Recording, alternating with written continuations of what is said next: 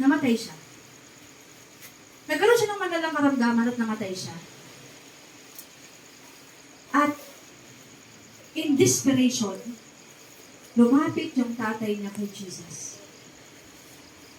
Nasa book of Mark, chapter 5 to 8. Sabi ng tatay niya, Guro, maawa ka, yung anak ko may sakit. Hindi pa alam ng tatay niya na patay na. Kasi dati wala namang sasakyan eh. Sa lakad pa lang ng tatay niya pupunta kay Jesus, tagal na. Sabi niya, tulungan mo yung anak ko may sakit na. Alam niyo ba, hindi pa tapos pagsalita si Jesus sa kanyang mga disciple. Dumating yung mga alalay ng tatay. Yung mga kasama sa bahay. Huwag mo na isturbuhin ng guro. Patay na ang anak mo. At sabi ni Jesus, puntahan natin. Pumunta si Jesus doon sa bahay.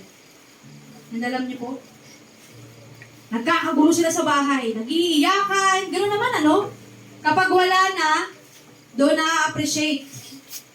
Kaya alam mo kung anong meron ka ngayon, kung sinong meron ka ngayon, appreciate mo na. Kasi di niya na maririnig yung pagpatay na siya. I-appreciate yun ng parents niyo, appreciate mo na yung mga kaibigan mo. At dahil nagkakagulo sila, sabi ni Jesus, bakit nagkakagulo kayo? Hindi patay ang bata. Natutulog lang.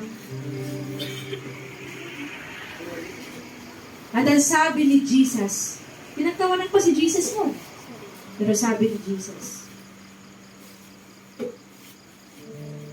Talita, Komi. Ang meaning nun, Nene, bumangon ka. At bumangon yung bata, nabuhay siya. Alam mo, nang patay sa buhay mo ngayon.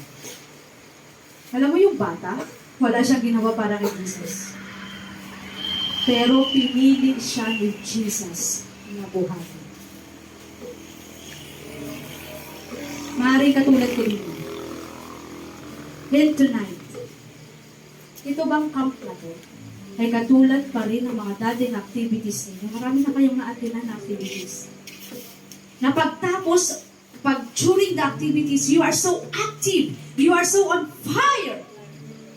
Pero pagtapos sa activities, balik kayo sa dati niyong buhay. Nandito ka ba din sa kaibigan mo? Kahit anong dipa ng leader sa inyo, kahit anong dipa ng pastor sa inyo, kahit anong dipa ng mga elders ninyo, desisyon ang mabuhay sa liwanag ng Diyos. Awitin po natin itong song na ito.